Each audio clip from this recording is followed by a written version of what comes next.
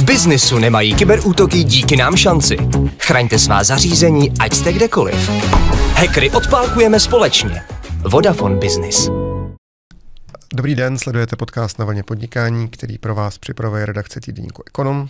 Já jsem šéf-redaktor tohoto časopisu Petr Kain a mým dnešním hostem je Jakub Dobrý, country manažer slovenského developera Corvin v Česku. Dobrý den. Dobrý den, děkuji za pozvání. Rádo se stalo. Corvin je firma, která začínala před 15 lety. Tak. 15 lety v Bratislavě a o 6 let později expandovala ve Slovensku. V Lublani, kde je teďka podle mě jako jedním z největších developerů. Ano, máme v podstatě od roku 2018 jsme se stali největším developerom v Slovensku. A teď přicházíte do Česka. Co vás k tomu vedlo, že jste si zvolili zrovna Česko a Prahu? Tak Česko je povedzme, že jasná voľba pre slovenského developera, či už kvôli tej legislatívnej blízkosti alebo kultúrnej jazykovej blízkosti. Praha je trh, ktorý je veľký, je silný, dlhodobo neuspokojený z pohľadu teda dopytu po rezidenčnom bývaní. To boli tie hlavné dôvody, prečo sme sa rozhodli expandovať. Mě zajímá vlastně, proč jste tam nešli první, proč nejdřív ta Lublň, jste to potřebovali vyzkoušet na nějakém menším městě? Nebo... Myslím si, že to bolo akorát zhoda okolností, že videli sme dobrú príležitosť expandovať do Lublany, získať zaujímavé pozemky, ktorú sme v roku 2017 alebo na prelome 2017 a 2018 využili a v podstate bol to veľmi dobrý krok. A co v tom Česku tedy vlastně všechno plánujete? Vím, že zatím je ve hře jeden projekt v Praze a v Libni, jestli se nepletu, nebo ve Vysočanech. To Vysočano, a Praha 9. A o co bude? Jak se ten projekt bude jmenovat? Jak bude velký? Na Prahe 9 chystáme v podstate novú polifunkčnú mestskú štvrť. Volá sa, ten projekt má názov Dvory. Je samotný názov projektu je inšpirovaný akýby princípmi, ktoré sme použili pri tvorbe tohto projektu. Projekt sme tvorili s ateliérom, teda dánskym ateliérom Gel Architects. Gel Architects je v podstate ateliér, ktorý bol založený Janom Gelom, po tom, čo 40 rokov sa zameriaval svojmu výskumu o tom, ako sa ľudia cítia alebo chovajú vo verejných priestoroch a bol akýby priekomníkom architektúry, ktorá je zameraná na ľudí. Chceme do toho projektu priniesť miesto, kde sa bude ľuďom žiť, kde budú ľudia na prvom mieste a kvôli tomu sa teda aj volá Dvory. A už jste sám řekl, že spolupracujete s panem Gelem, což je světoznámý architekt. Vy spolupracujete i s Davidem Simsem, skotským slavným architektem. Jak jste se k tady těm dvěma jménům neobyčejně slavným vlastně dostali? Vy jste jako podle mě jediná minimálně jako středoevropská developerská společnost, která má podobne zvučná jména v kádru. My sme sa akýby za tých 15 rokov rozmýšľali sme, čo sú tie veci, ktoré ľudia ocenia, ktoré akýby chcú mať vo svojom bývaní a čo sú tie kvality, ktoré akýby ocenia na tých našich projektoch. A postupom času sme zistili teda, že okrem toho bytu samotného to bývanie znamená aj nejaké väčšie okolie. Kvôli tomu nás zaujali akýby myšlienky Jana Gela alebo princípy, ktoré on popisuje, akýby sú správne pre tvorbu mesta. A mali sme šťastie, že jeden z našich kolegov, ktorý momentálne pôsobí v Lublane, tak pracoval niekedy Gel Architects. A počas niektorých z našich inšpiratívnych tripov, kde sme teda išli po severských krajinách, sme sa dostali ako Gel Architects a podarilo sa ich v podstate v roku 2018 ich presvedčiť na spoluprácu. Presvedčiť z toho dôvodu, že v tom čase keby Gel Architects nespolupracovali so súkromným sektorom a zameriavali sa teda primárne na spoluprácu s mestami alebo s mestskými časťami.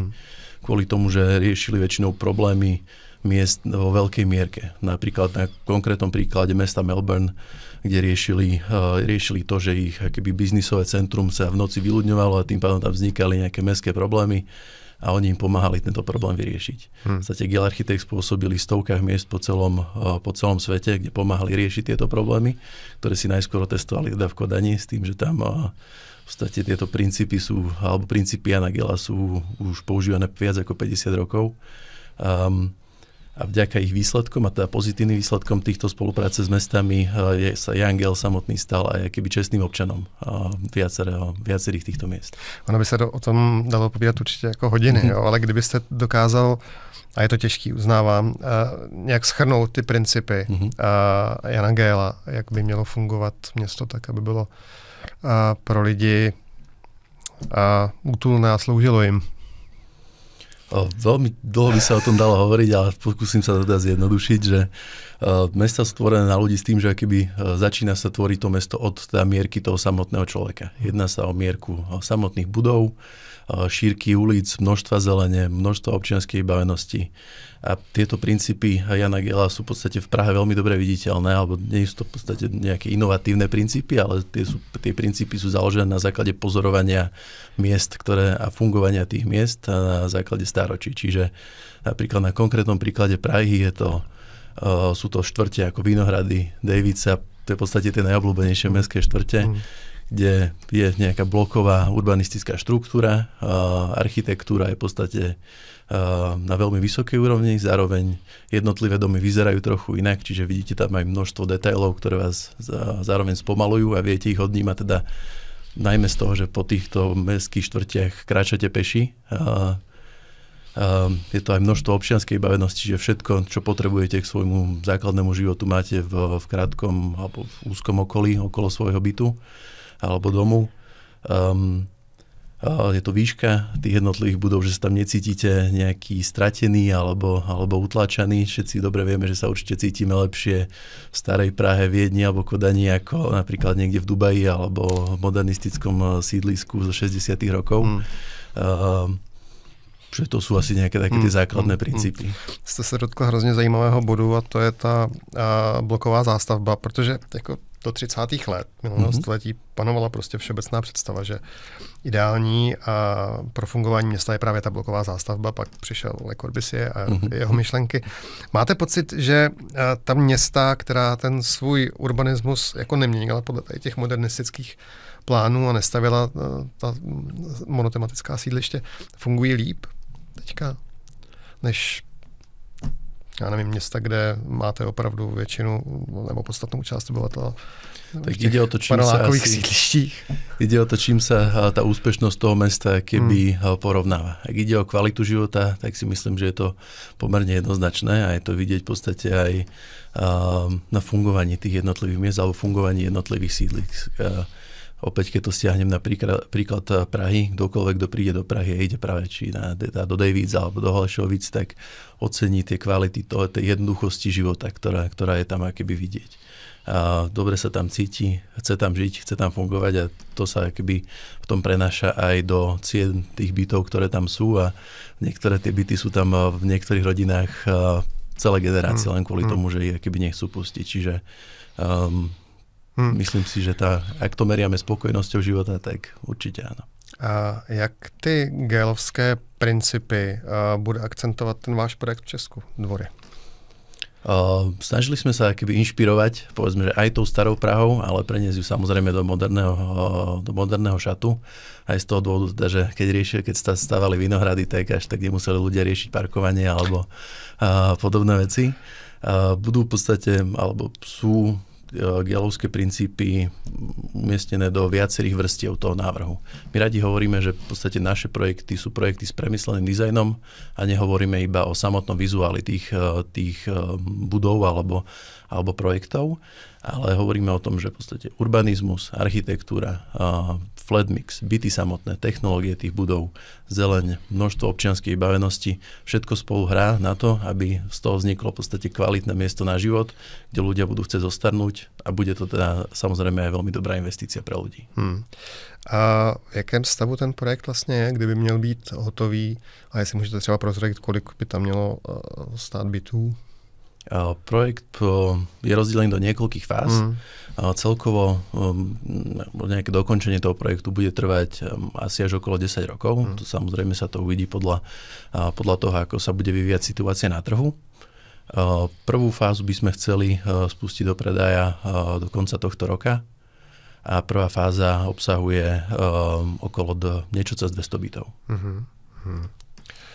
A máte nějakou specifickou cílovku, na kterou míříte tady tím projektem, nebo tam chcete, aby tam prostě byli od mladých až po starší generace?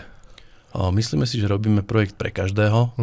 Či je to, aj v podstate Angel hovorí, že robíme projekty od 8 do 80. Čiže v podstate základné potreby človeka, ktorý má 8 rokov, sú veľmi tomu podobné, ktorý má 80 rokov. Ale snažíme sa, aby to bolo miesto, kde si vie nájsť niekto človek, aj ktorý je single, aj ktorý má rodinu, väčšiu, menšiu, či už to starší ľudia, alebo prípadne investori. Myslíme si, že to bude miesto pre každého. A budou ty dvory na pár let dopředu jediným projektem v Česku, nebo plánujete i další? V podstate expanzia na nový trh alebo expanziu na nový trh vnímame ako dlhodobú investíciu. Čiže dvory sú zatiaľ momentálne našim prvým projektom, ale v podstate pozeráme sa po ďalších možnostiach akvizície iných pozemkov na to, aby sme naše aktivity v Čechách vedeli rozširovať. A díváte se jenom v Praze, nebo myslíte i na nějaká další města? Ale zatiaľ sa sústredíme na Prahu. A už jsem říkal, že spolupracujete kromě Jana Gela i s Davidem Simem, což je skotský architekt. A on propaguje urbanistický koncept Soft City. A co si pod tím mám představit? Pod Soft City si viem predstaviť akýby nadstavbu, povedzme, že gelovských princípov. David Sim je v podstate žiak Jana Gela. Dlhodobo pôsobil aj v Gel Architects ako ich kreatívny riaditeľ. A v podstate aj našu spoluprácu s Gel Architects sme odštartovali v čase, kedy David udával akýby vo veľkej miere smer toho ateliéru. Robil s nami na našom prvom projekte, ktorý sme s Gelovcami robili v Bratislave na projekte Palma. A jeho princípy, ako som spomenul, sú nejakou nadstavbou na to, čo hovorí Angel. Davidové princípy alebo tie soft princípy sú v podstate zamerané napríklad na nárožia tých jednotlivých domov a o tom, ako vyzerá tá hranica medzi domom a chodníkom samotným, či je tam retail, či je to nejaká kaviareň, či sa pri tej kaviarni dá sedieť, aké sú tam stoly, ako je okolo toho umiestnená zeleň, že je to akéby nadstavba tých jeho princípov. Ale v podstate či už teda princípy Jana Gela alebo Davida Sima sú medzi sebou veľmi poprepájané a doplňajú sa navzájom. Jak vlastně ta spolupráce s oběma dvěma těmi architekty v reálu probíhá? Jako co vlastně je ten jejich konkrétní přínos do těch projektů? Jestli to je jenom inspirace těma myšlenkama, nebo jestli opravdu jako do toho mluví, do toho každodenní tvorby? Tak určite Jangel aj David Sim, vlastne v procese tvorby toho projektu do toho zasahujú trochu inak. Jangel s tým, že teda už je pomerne pokročilom veku a má 89 rokov, je veľmi energetický človek a v podstate každé naše stretnutie, ktoré s ním máme, je veľmi inšpiratívne. Je to vždycky skvelá spolupráca. Podarilo sa nám s ním naviazať strategickú spoluprácu, kde na naše pomerne veľké prekvapenie veľmi rýchlo zareagoval na to, že chce s nami dlhodobo spôsobiť a sám si navrhol v podstate svoju pozíciu, ktorú nazval senior konzultant. Čiže on v podstate do tých projektov zasahuje v nejakej konzultačnej miere. Pýtame sa občas na niektoré špecifické témy. Väčšinou sú to témy, ako oživiť verejný priestor, či je to správne, alebo či sú niektoré riešenia, ktoré sme navrhli správne a či sa dajú nejako zlepšiť. David si už medzičasom založil svoj vlastný ateliér, ktorý teda nazval Softer na základe svojich soft principles. A v podstate s Davidom sme dopracovali urbanistickú štúdiu napríklad konkrétne na našom projekte. Čiže on je aktívne zapojený do projekcie a do prípravy projektu. A vy jste známý tím, že stavíte často na brownfieldech, takže když jste říkali, že se koukáte po dalších pozemcích, koukáte se primárně po tady tom druhu, anebo se tím nechcete omezovat v Česku? Brownfieldy sú z nášho pohľadu ten základný princíp udržateľného rozvoja mesta. My ako developer vnímame tú zodpovednosť za to, že keď už sa mesto rozširuje, tak by sa malo rozširovať akýby správnym spôsobom. K tomu určite patrí aj udržateľnosť. Čiže ak chceme mesta zahusťovať a robiť ich viac udržateľnými, tak musíme práve premieňať brownfieldy. A v podstate celé naše portfólio, ktoré je momentálne v príprave alebo ktoré sa momentálne stavia, tak je na brownfieldoch. Na jednom našom bratislavskom projekte sme použili aj takú frázu, že z priemyselných miest robíme premyslené miesta. Takže brownfieldy sú určite niečo, s čím máme skúsenosť a vidíme, že treba ich ďalej rozvíjať. Jsem úplně na začátku říkal, že působíte na 3 trzích momentálně, kromě teda Česka, na Slovensku samozřejmě a na Slovensku. Kdybyste měl porovnat ty 3 trhy, jsou stejné, liší se v něčem?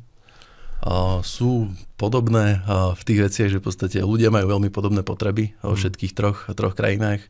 V všetkých týchto 3 krajinách je veľký dopyt po bývaní A vo všetkých troch krajinách ten povolovací proces není ten najrýchlejší alebo najjednoduchší. Čiže v tomto sa určite tieto krajiny podobajú. A Slovensko a Česko má samozrejme tým, že má podobnú históriu alebo spoločnú históriu, tak má aj podobnú legislatívu, čiže aj niektoré tie praktické veci sú veľmi podobné z pohľadu povolovania. Čo sa týka nejakých rozdielov, je tam veľký rozdiel napríklad v DPH. V Slovensku je 9,5%, v Prahe máme 12%, v Bratislave to bohužiaľ až 23% na bývanie, čo teda má veľký dopad aj do tých projektov samotných. Potom tam vidíme viacero rozdielov v princípoch fungovania miest. Praha má pomerne silné zastúpenie mestských častí vo svojom fungovaní. Mestská časť si sama vie regulovať, čo chce, alebo ako chce rozvíjať svoju mestskú časť, čo napríklad konkrétne na Prahe 9 je veľmi, veľmi dobre vidieť a v podstate väčšina nových bytov, ktoré vznikajú v Prahe, sú na Prahe 9, čiže je to prístup, ktorý je za nás určite inšpiratívny. Bratislava má trochu silnejší magistrát oproti teda mestským častiam, alebo tá pozícia je trochu viac vyrovnaná a v Lublane sú ani mestské časti není, čiže v tomto sú nejaké rozdiely. Ďalšie rozdiely môžu byť napríklad možno, že prístupe k tomu developmentu samotnému a konkrétne z praktického pohľadu noriem.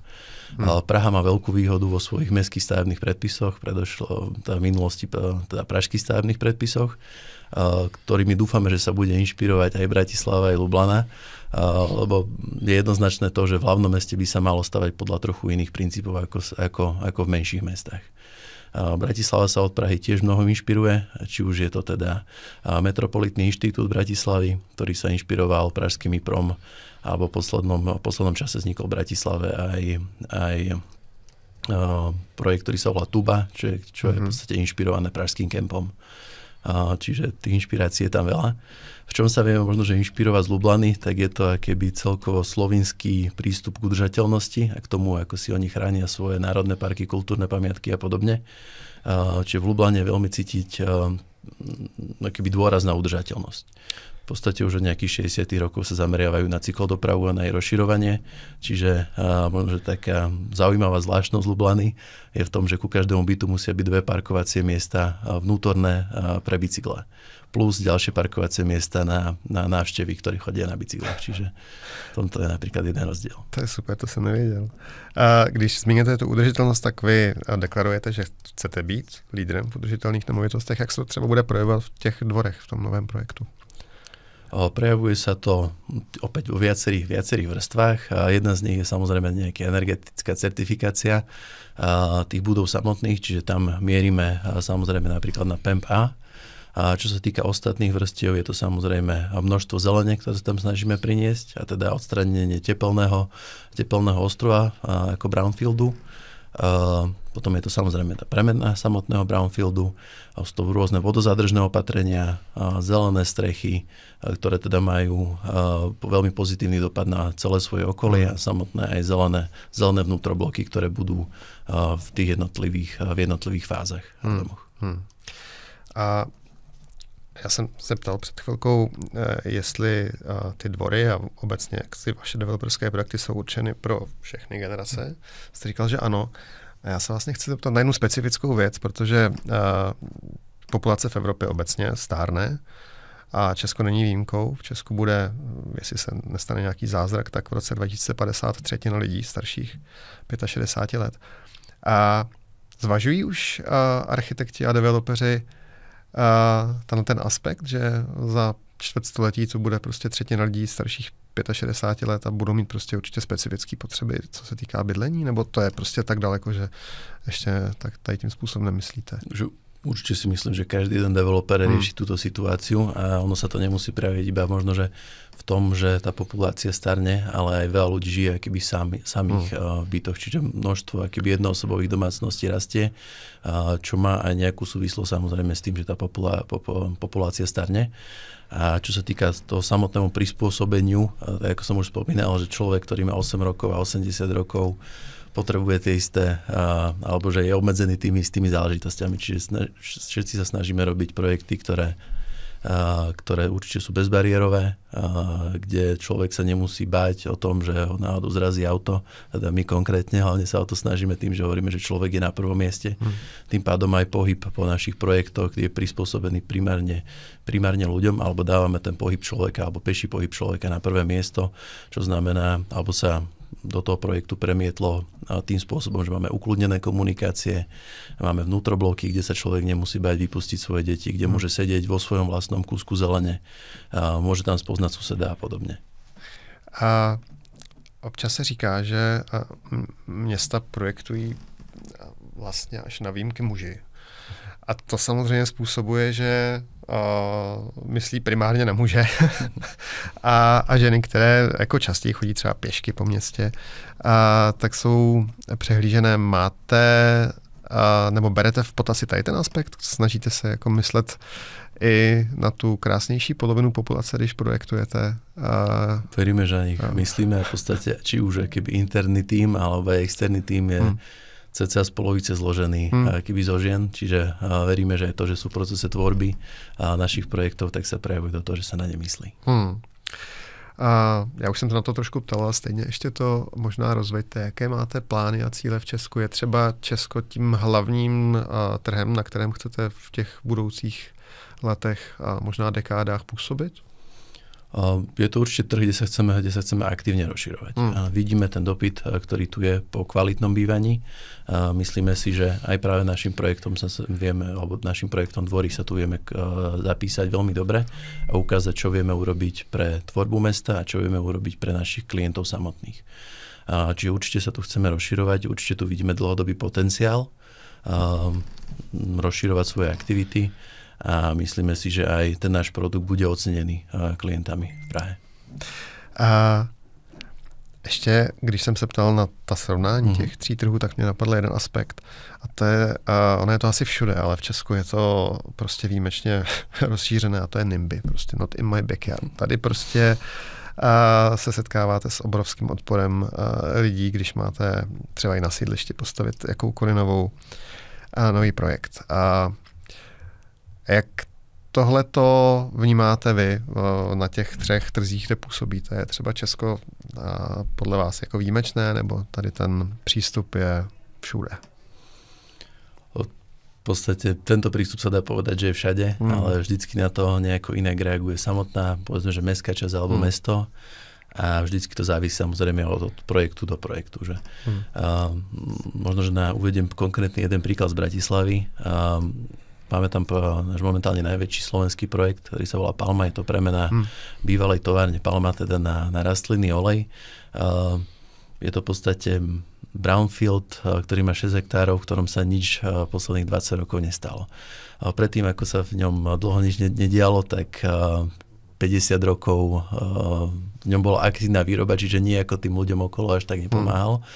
A teraz vidíme to, že keď sme ľuďom predstavili, čo vlastne prinášame do toho územia a ako tá revitalizácia toho územia im v podstate pomôže a zvýši aj hodnotu ich bývania, ktoré tam teraz majú, tak sme si získali keby na našu stranu a ten projekt je veľmi, veľmi pozitívne vnímaný aj v rámci mesta, aj v rámci okolia. Myslím, že tohle to bylo často zanedbávané a hrozně to pomáhá té komunikaci, když prostě předem přijdete za těmi starousedlíky a bavíte se s nimi a prostě představíte jim do nejmenších podrobností ten projekt, což se tady často nestávalo v Česku, si myslím. No. To je extrémně důležitý. Když jste zmínil tu Palmu, na jaký projekt jste asi nejpyšnější v Corvinu? Co se vám jako povedlo nejvíc? Množstvo našich veľkých projektov je akurát v príprave, čiže tam verím, že sa bude, že každý jeden je unikátny.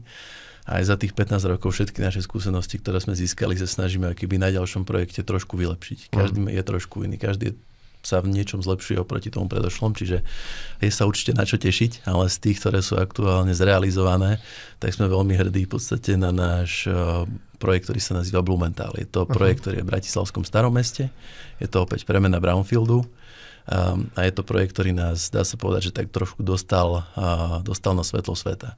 Je to projekt, ktorý má 210 bytov, 16 000 m2 kancelárií, čiže je to polyfunkčný projekt. Je to projekt, ktorého kvality sa prejavujú aj v podstate v stálosti tých ľudí, ktorí tam bývajú. Že v podstate alebo že byty sa tam neuvoľňujú až tak často. A zároveň sa ten projekt dostal aj do akéby manuálov mesta na tvorbu nových projektov. Čiže je to projekt, ktorý získal množstvo ocenení. My v ňom máme aj náš hlavný office a množstvo našich kolegov tam aj býva. Takže dá sa povedať, že je to ten Blumenthal. A já jsem se ještě nezeptal, u těch dvorů to bude čistě rezidenční bydlení, nebo tam počítáte s nějakýma třeba ofisama? Je to polyfunkčná štvrť, čiže chceme, aby tam bolo, teda je to hlavne rezidenčný projekt, ale je doplnený o funkcie aj administratívne, ale aj retailové. Čiže chceme, aby aj tá štvrť bola vytvorená v princípe 15-minútového mesta, čiže všetko, čo budete potrebovať, tam viete nájsť. Bude tam obchod, kaviareň, reštaurácia. A k tomu samozrejme sme navrhli aj verejné priestory okolo týchto funkcií. Čiže budeme tam mať napríklad jedno také centrálne námestie, pri ktorom by mala byť väčšia reštaurácia, ktorá sa vie aj rozprestrieť do toho námestia. Môžu tam byť napríklad nejaké vianočné trhy alebo nejaký food truckový festival. A máte vy sám osobně nějaké město, které milujete a které si myslíte, že je opravdu pro lidi přívětivé? Tak môžem použiť klasický príklad Kodane, ale tu podľa mňa každý pozná. Ale myslím si, že veľmi dobré sú aj mesta, ako je napríklad Sydney alebo Melbourne, kde sa teda aj podarilo pôsobiť aj samotnému Janovi Gellovi a cíti tam tú kvalitu toho bývania, že je tam množstvo občianskej bavenosti, ľudia tam radi žijú, tam je to asi spôsobené veľké časti aj počasím, ale... Potvrdzujú, 3 roky som tam strávil. Že myslím si, že sú to určite kvalitné miesta na život. A tá samotná Kodaň, ktorá v podstate hovorí o tom, že aj keď teda není tam najlepšie počasie počas celého roka, tak tí ľudia sú stále vonku a stále využívajú to mesto na plné obrátky. Čiže ak niekto ešte náhodou nebol v Kodani, tak si myslím, že určite sa tam treba ísť pozrieť a zažiť si ho. Jakube, já strašně děkuju za tuhle návštěvu. Jenom pro diváky, s Jakubem se já nevidím naposled, protože jestli se nepletu, tak 4. listopadu by měl být hostem našeho Real Estate Fora, což je konference o nemovitostním trhu, o tom, jak na něm investovat, jak dobře projektovat a stavět. Tak tímto zvu i všechny posluchače, diváky a sledující. Jakube, ještě jednou díky moc za tuhle návštěvu a doufám, že se nevidíme naposled nejenom na tom Real Estate Foru, ale i později a těším se na dvory. Díky moc. Ja tiež, ďakujem. Pekný deň prajem. V biznisu nemají kyberútoky díky nám šanci. Chraňte svá zařízení, ať jste kdekoliv. Hackery odpálkujeme společně. Vodafone Business.